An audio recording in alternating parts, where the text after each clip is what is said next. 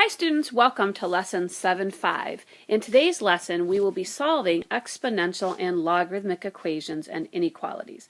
And our learning goals reflect that. So number one, we're going to solve exponential and logarithmic equations, and it should say inequalities. And secondly, we'll be solving problems involving exponential and logarithmic equations. So we're not just learning how to solve these types of equations for fun, although it is very fun. We're learning them to apply them into some real life situations, so that is our second learning goal. Now we're going to start off by looking first at exponential equations. So when we solve exponential equations, we're going to be looking at two different strategies, and sometimes one strategy will be easier or preferable to the other, but we're going to look at both so we can pick the easiest way for our particular situation. The first method is we're going to try to write if we have an equation kind of like this, 16 to the x minus 1 power and 4 to the x plus 3 power, we're going to see if we can write the two sides so that they are powers of the same base. So that's going to be by trying to get them to have the same base on both sides. So that's our first strategy. And a second strategy we'll look at is taking the logarithm of both sides of an equation to solve. So the first one we're going to look at is the changing the base method. So let's take a look at this first equation. 9 to the 8 minus x equals 27 to the x minus 3 power. So what we're trying to do is figure out a value of x that when we raise 9 to the 8 minus that number, we get the same thing as if we raise 27 to that number minus 3 power. Okay, so probably guess and check is not going to be a very effective way to do this because right now I really have no idea what x would be. And sometimes we might even be getting values for x that might not turn out to be nice integer values, so there's no way we'd ever guess it. So we're going to use the strategy where we're going to try to write both sides as a power of the same base. So when I think about 9, which is the current base here, and 27, which is the base on the other side, I know that both of them are actually powers of 3. So our strategy is going to be to write each side as power of 3. So let's take a look at 9. 9 is actually equivalent to 3 squared. So if I replace that 9 with 3 squared, then 3 squared is actually being raised to the 8 minus x power. Well, when we raise a power to a power, remember that property says raise a power to a power, you have to multiply the exponents. So I'm going to multiply these exponents, and that's going to make the exponent be 2 times 8, which is 16, and 2 times x, which is minus 2x. So 3 is actually being raised to the 16 minus 2x power. And that would be equivalent to raising 9 to the 8 minus x power. Now if I could do the same thing with the other side, with the 27, and write it as a power of 3, which 27 is 3 to the 3rd power, then this would actually be 3 to the 3rd power raised to the x minus 3 power, which then if we multiplied the exponents would actually give me 3 to the 3x minus 9 power. Now take a look at that equation. Notice the bases are exactly the same, and if this is an equation, then that means that both sides have to be equal. Well, if the bases are the same, so if they're both 3 and the bases are the same, well then the exponents would have to be equal also in order to give equivalent things on both sides. So at this point we can sort of just drop off the bases and focus on the exponents and see what value of x would make the exponents equal. And that just leaves us with a pretty easy linear equation to solve. And we can just simply solve this by adding 2x to both sides, which leaves us with 16 is equal to 5x minus 9. We could then add 9 to both sides and bring it over here. If I added 9 to 16, I get 25, and 25 is equal to 5x, and final step would be to divide by 5. And that would give us a value of x of 5. So if we were to take that 5 and plug it back into the original, the two sides should be equal. So if I were to raise 9 to the 8 minus 5, which is 3 power, I should get the same thing as if I raised 27 to the 5 minus 3, or 2 power. So what it's saying is 9 to the 3rd should be the same as 27 to the 2nd power. And both of those are equal to 729, and so it checks. This would be my check right here. So the answer is x equals 5. Now that method worked really nice for that example because both sides were able to be rewritten with the same base. Now if you look at example B, on one side I have a base of 4, 4 is being raised to the x minus 1 power. On the other side I have a base really of 5, 5 is being raised to the first power. There's not a power listed, and so it's really to the first power. Well, I'm pretty sure there's not a really easy way to write 4 and 5 as a power of the same number. So here's where that other strategy comes in.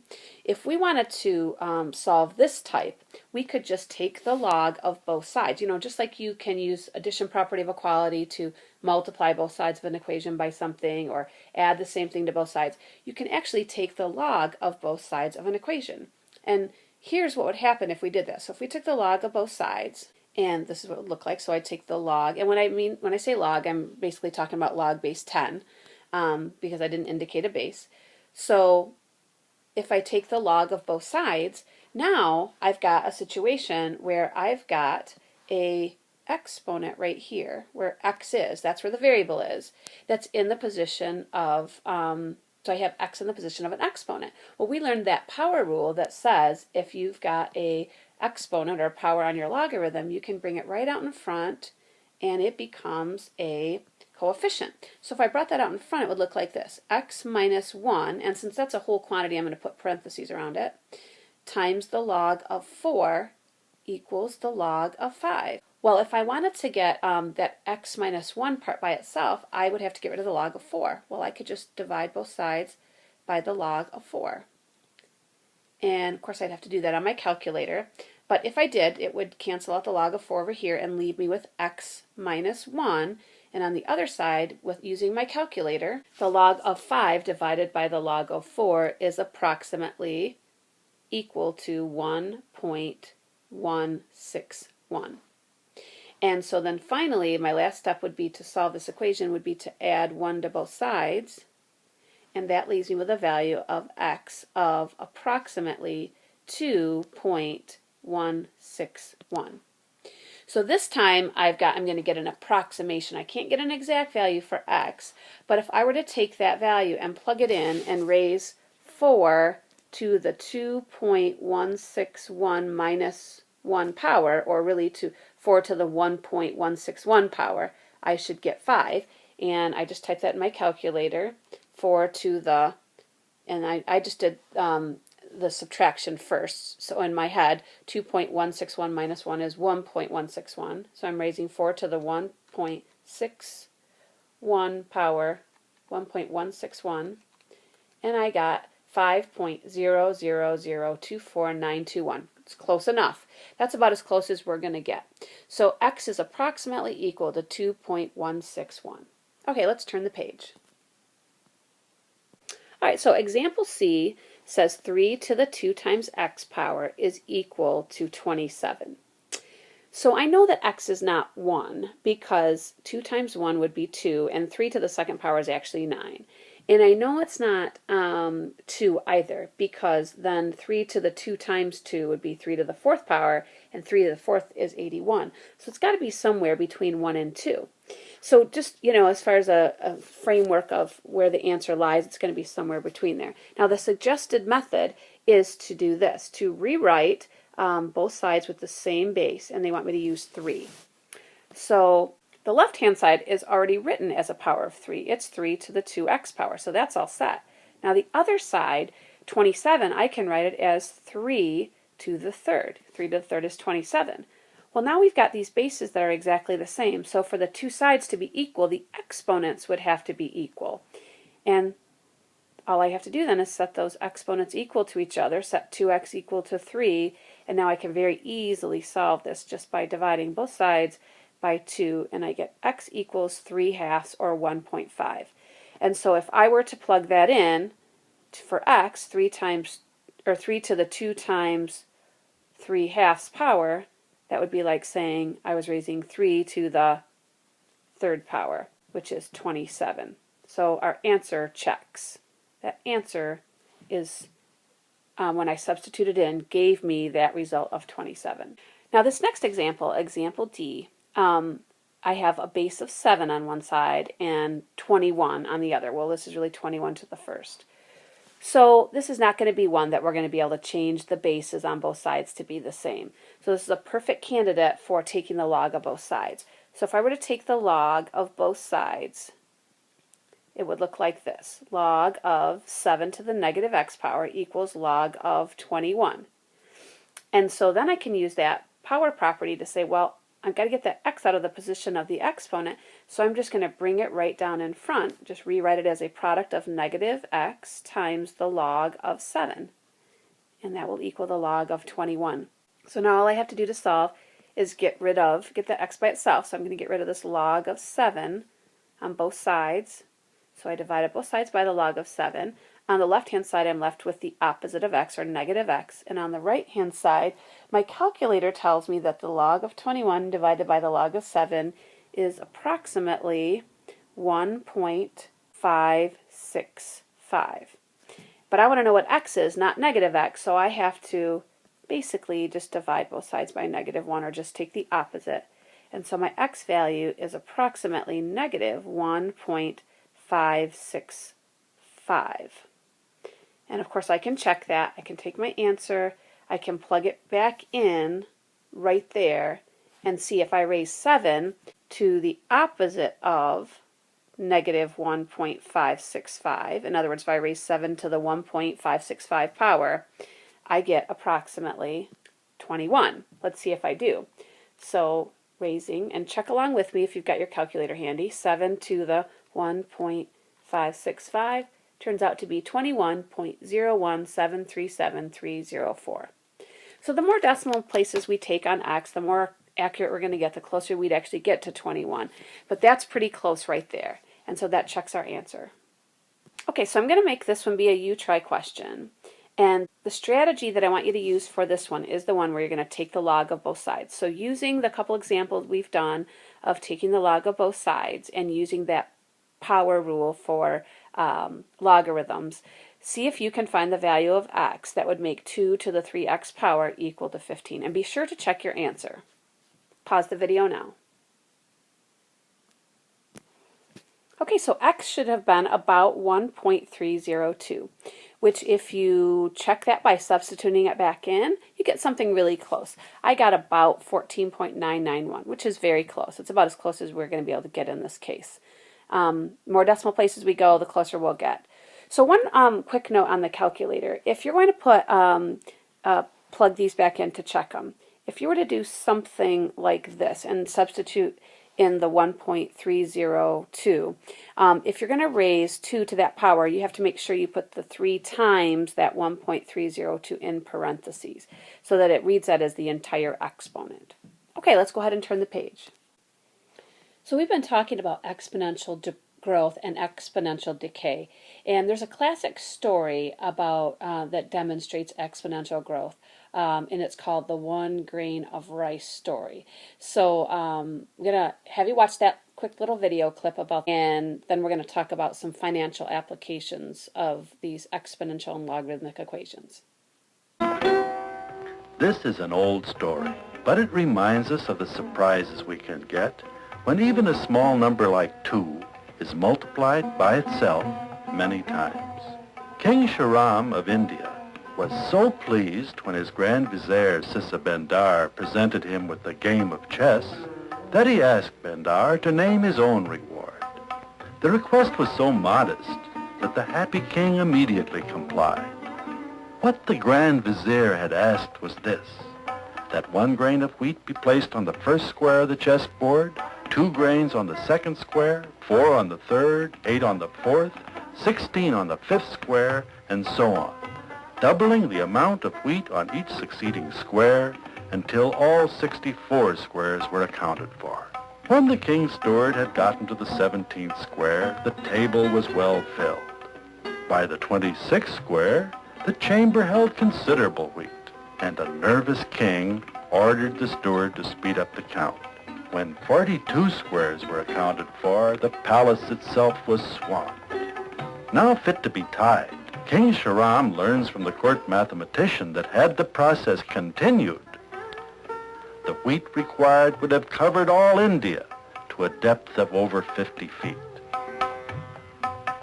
Incidentally, laying this many grains of wheat end to end also does something rather spectacular. They would stretch from the Earth, beyond the Sun, past the orbits of the planets, far out across the galaxy to the star Alpha Centauri, 4 light years away. They would then stretch back to Earth, back to Alpha Centauri, and back to the Earth again. Okay, so you can see from the little video clip the impact of, and very surprising impact of, exponential growth. So we're going to look at this application, the financial application of if you receive 1 penny on the first day and then you triple that on the second day. So on the first day you get 1 penny, the next day you triple that amount, and on the second day, and so on for a month. On what day would you receive at least $1 million? Well, it seems like it would take longer than a month, right? We're just talking about pennies here, and that's 1/100th of a dollar. So millions of dollars, that seems like that would take forever. Well, let's take a look and see if we can figure out exactly at what point you would be have gotten up to $1 million just by getting pennies. Okay, so first we've got to write an equation that describes this. So we know that when we talk about exponential growth and decay situations, we have this initial value. So we know we're starting off on day 1 with 1 penny. So say we start off with 1, and we're multiplying it, we're tripling it, so we're going to be multiplying it by 3 every single day. And so when we're multiplying it by 3 every single time, we want to know how many days X we would have to do that until we got it to reach $1 million. So, but when we think about, we want to know how many days after the first day. So our exponent would actually be X minus 1. And we want to know when this would equal $1 million. So now how would we find out what X is? So this is exactly like these equations we've been looking at. And so to solve this, because we're not going to be able to write both sides as the power of the same base, obviously we've got 1 million on one side and 3 on the other. Instead, we're going to use the strategy of taking the log of both sides. And now the directions that we have here to the right, I'm just going to have you to sort of ignore them. I'll just white them out, because I think it's probably easier to do it a little bit different than they show here. Okay, so we start off with 1 cent. We're multiplying it by 3 each day, each and every single day. And so we want to find out how many days X it would take us to get to $1 million. So we're going to take the log of both sides. So if we took the log of both sides, and it would look like this. The log of 1 times 3 to the X minus 1 power equals log of 1 million. Now, this 1 right here really doesn't have any impact because it's just multiplying by 1. So we can kind of just get rid of that if that makes it a little easier.